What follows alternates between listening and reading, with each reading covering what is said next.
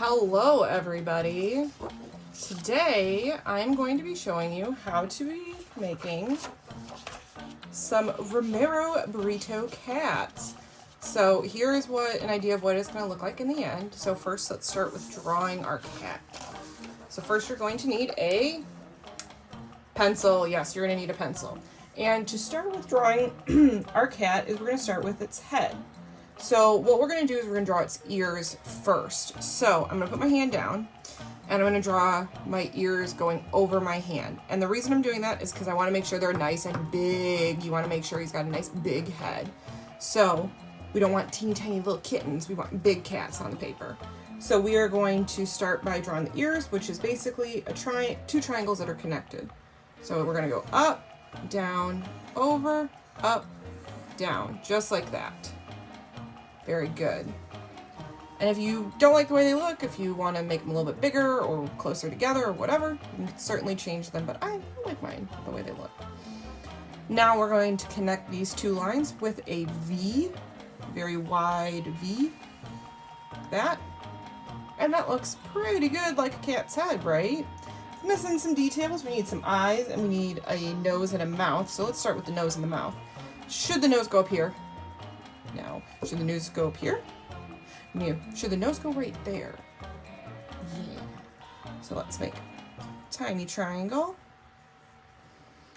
And once you have the nose, you're going to do a J and then a backwards J, just like that for his mouth.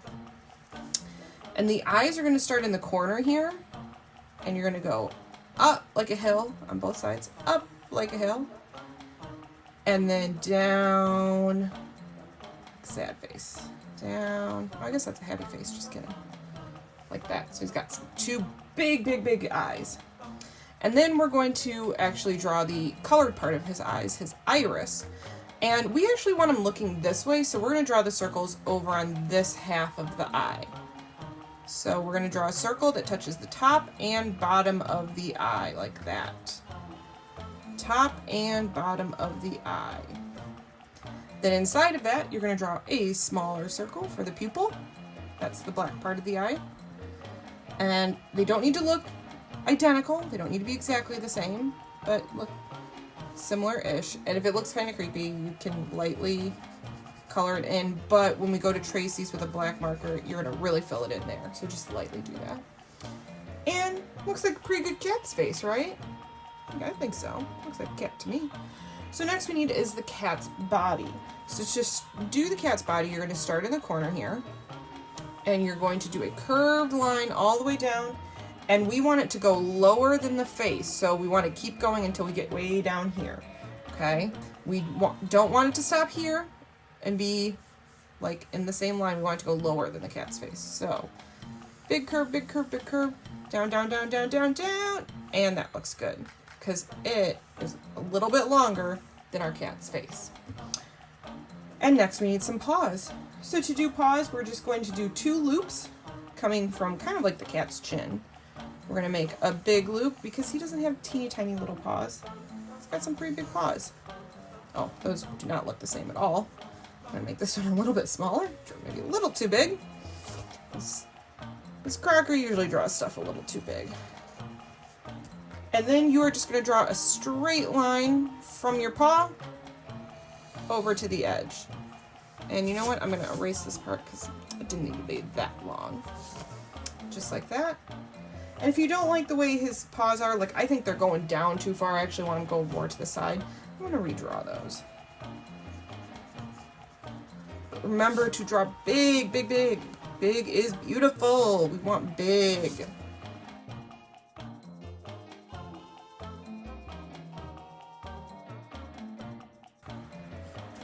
Okay, that's better. See, even sometimes I don't get it right. And you know what? If you have lots of lines where you can see that you drew and redrew and drew and redrew, don't worry about it, because once we add color to this, you're not even going to be able to see that.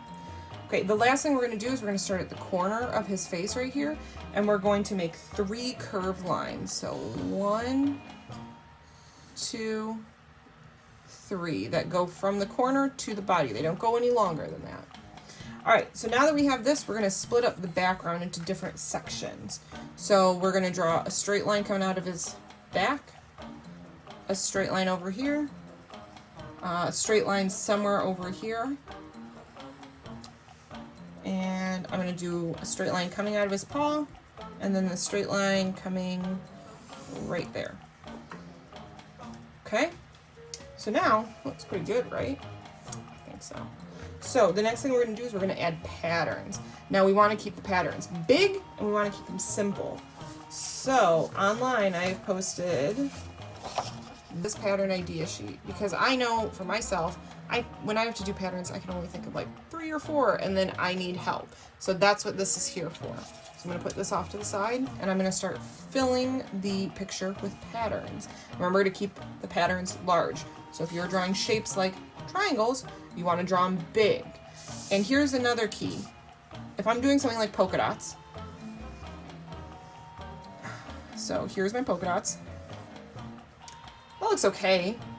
But what is really important, what makes a pattern really stellar, really amazing, really out of this world, is when you include like half or where you only see part of a pattern, because it gives the illusion that there is more to the pattern than what we can see, which makes it more interesting to look at. So if you do something like polka dots where you only have like you want to see half. On my sheet, I have hearts where you can only see like the bottom of the heart or just the top of the heart. I have triangles where you only see part of the triangle.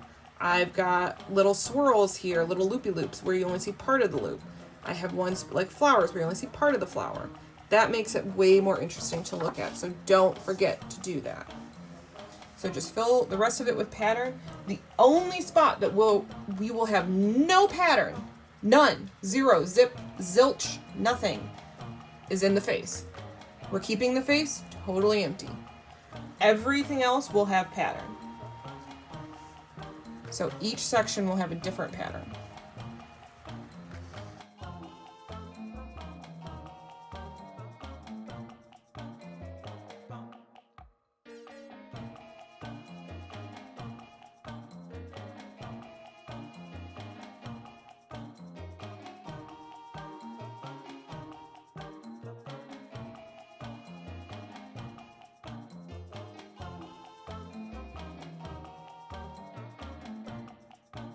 Okay, so who do you need to show your artwork to before you move on to the next step? You said Miss Crocker, you'd be right. Okay, the next thing we are going to do is we are going to, can you guess, what do you think we're going to do? We drew. We're going to trace. So we're going to use a Sharpie and we're going to trace over all of our lines, everything. Every line that you see, every shape that you see in pencil, we're going to go over it with Sharpie. The only thing that you can color in is the middle of the eyes. If you'd like to color that in, you may do that with your Sharpie now. So go ahead and trace your picture.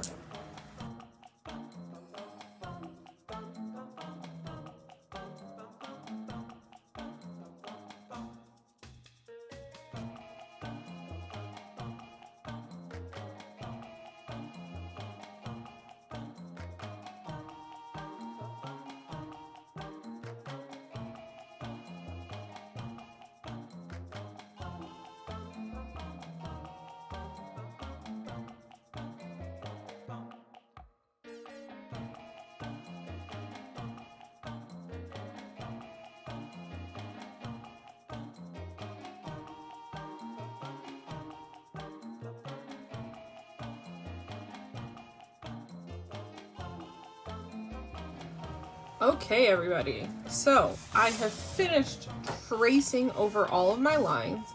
So just to recap, we have drawn, we have traced. Now can you guess what the last step is? If you said erase, you would be correct. So you're going to get a big fat eraser and erase away any pencil lines that you see. And of course I can't find mine right now. Okay, so you're going to erase.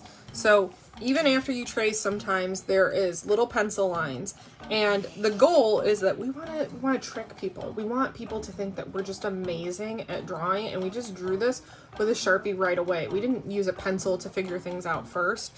We just like drew it perfectly. So to make that happen, we erase any pencil lines that might still be left over. And you don't want to use the eraser that's on the top of your pencil, because you know what? That eraser, it's pretty tiny. It's not going to last very long. And we have big areas that we need to erase. So what you want to use is a big eraser. And if you don't have one, just ask and I can get you one.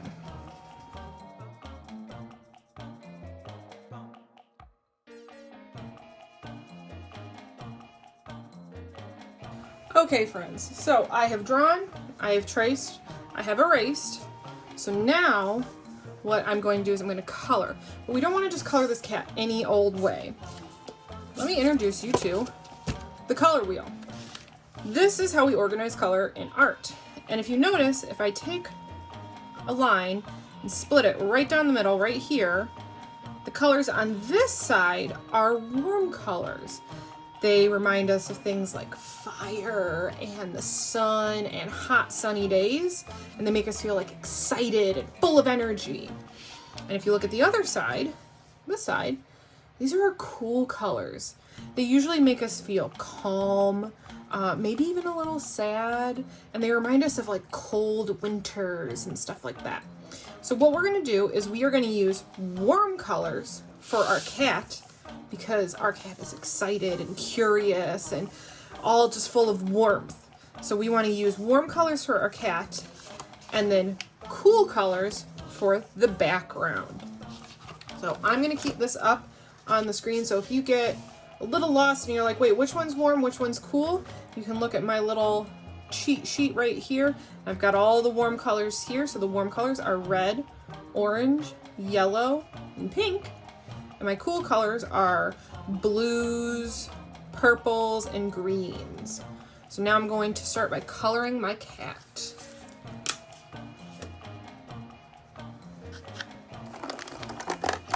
Now we are not going to use black, brown, or gray. These are a totally different family of colors called neutrals, which we're not going to get into. But just know we're not going to use these colors for our picture. We can use all the other colors except for these three. So I'm actually going to put these back into my bucket. And I'm just going to use, oh, there's another black, oops. These colors here to color my picture of my cat. Remember, cat is warm, background is cool. One thing I want to remind my friends of, when we are coloring, we are using bumpers. So that means I'm going slowly around my shape before I color it in. So watch. If I want to color in, I guess I should do a small area first. I'm going to switch. If I want to color the nose, I'm not just going to scribble and color in. I'm going to go slow and give myself some bumpers. That. Then I can quickly color in his nose. So make sure that we're using bumpers and we're going in one direction. I know it's really hard, but it's like a muscle. The more you do it, the better you get at it. And the more your markers and crayons stay inside the lines, which is what we are hoping for. That's what our goal is to stay inside the lines.